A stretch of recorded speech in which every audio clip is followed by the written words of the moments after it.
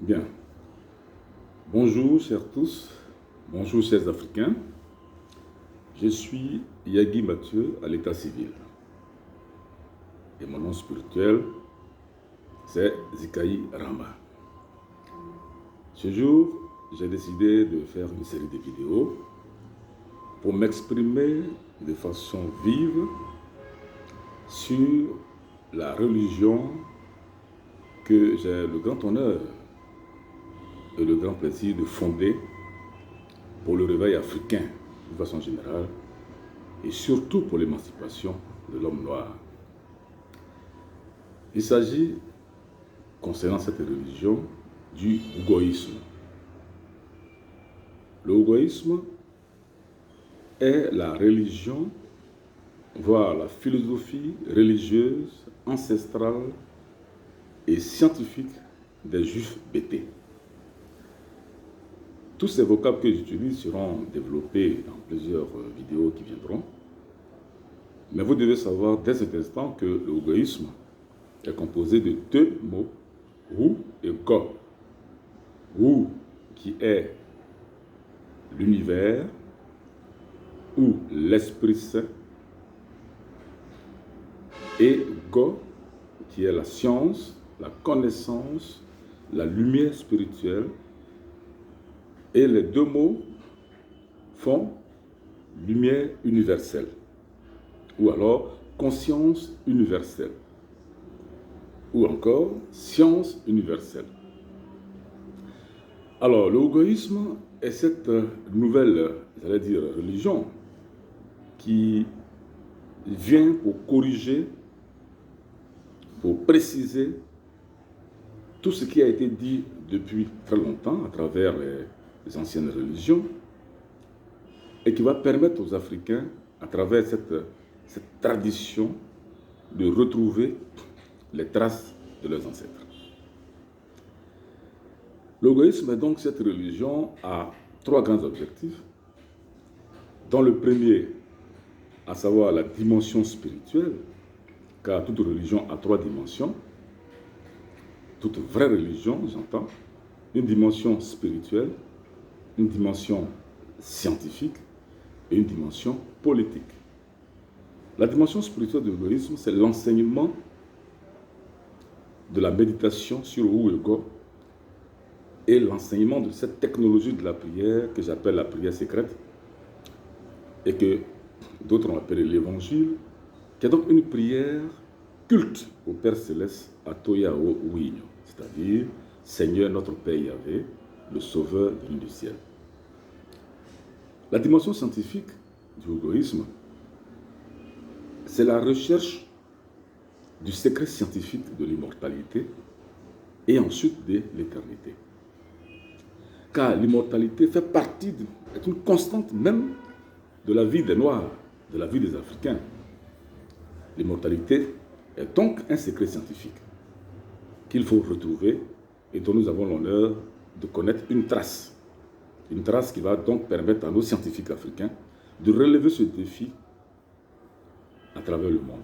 Car l'Afrique n'a pas de défi scientifique au moment où les autres vont sur Mars, vont sur la Lune, les Africains sont observateurs.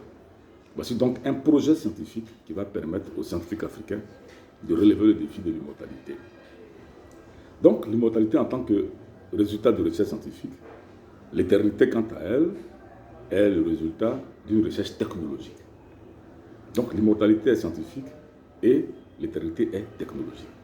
Donc ce ne sont pas des résultats, j'allais dire, de l'ordre de l'imaginaire, comme on l'a enseigné jusqu'à aujourd'hui aux Africains.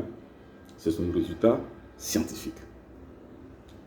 La dimension politique, quant à elle, consiste à créer un ordre nouveau que nous appelons l'Organisation Nouvel État Hébreu. Pourquoi la création d'un nouvel État hébreu? C'est quoi un État hébreu d'abord? Et pourquoi l'État hébreu actuel a échoué? Et pourquoi faut-il mettre en place un nouvel État hébreu? Ce sont des grands défis que le ougoïsme entend réaliser pour permettre aux Africains de sortir définitivement de l'esclavage mental. Le ougoïsme a des valeurs. Trois valeurs cardinales. La première valeur, c'est la gentillesse.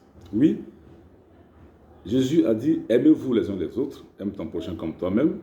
Malheureusement, cet enseignement, cette philosophie de la pensée, cette pensée de l'amour que Jésus a enseignée n'a pas été bien comprise, et l'humanité a pensé que l'amour était lié au sexe, et on sait ce qui s'est ensuite, ce qui en est suivi plutôt, création de sexisme, d'industrie de la pornographie, et de faire en sorte que, voilà, on a pensé que l'amour c'était le sexe. Non. Alors cette fois-ci, nous parlons de gentillesse. La gentillesse, qu'est-ce que c'est? En un mot, c'est rendre service. Alors, nous allons, à partir de l'égoïsme, enseigner aux uns et aux autres, à tous ceux qui vont nous écouter, et qui seront peut-être bien sûr les adeptes de l'égoïsme, à développer la gentillesse envers soi-même et la gentillesse envers les autres. Et ce n'est qu'à partir de cela que l'humanité pourra davantage fraterniser. La deuxième valeur, c'est la vérité. Oui, il faut que la vérité soit comprise et enseignée pour que le monde marche sur la toiture. Qu'est-ce que la vérité? La vérité, elle est fractale. On peut la définir comme étant le point de rencontre entre ce qu'on pense et la réalité objective. La différence entre la vérité et le mensonge, c'est que le mensonge est le contre-pied de la vérité. Voilà pourquoi le mensonge est cruel et dangereux. Et dans nos traditions africaines, un menteur équivaut à un voleur et équivaut ensuite à un sorcier. La troisième valeur, c'est la conscience. Ah oui, la conscience est très importante parce que c'est la lumière spirituelle qu'on appelle la conscience. La lumière qui éclaire notre esprit. C'est cela la conscience.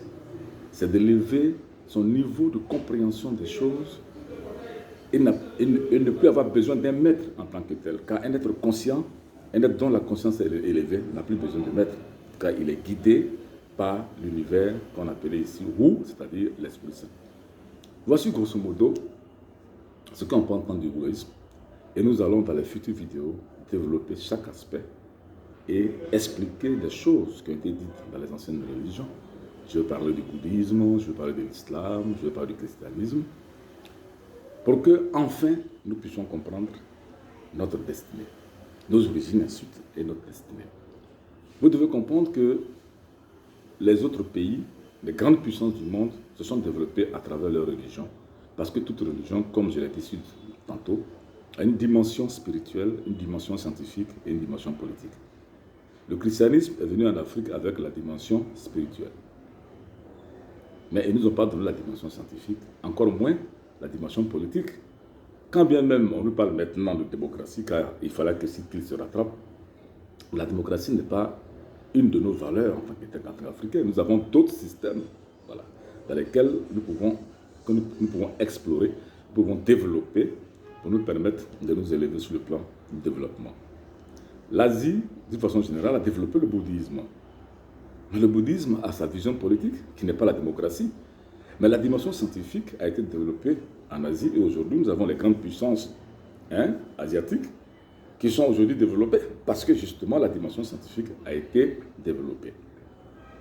Et ils ont leur dimension politique qui n'est pas la démocratie.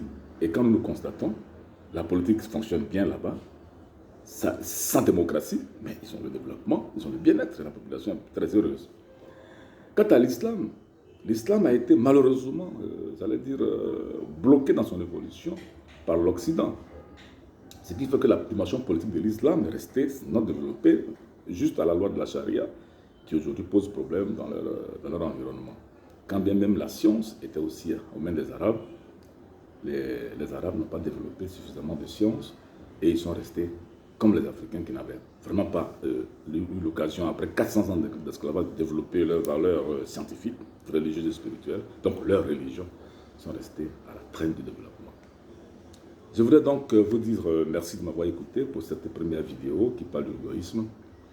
Et j'espère que vous allez en commentaire poser plusieurs questions sur lesquelles nous allons revenir, développer beaucoup de connaissances sur la mort, le paradis, l'immortalité, la vie éternelle, tous ces aspects, pour vous édifier, pour vous affranchir, parce que vous aurez eu la vérité. Je vous remercie.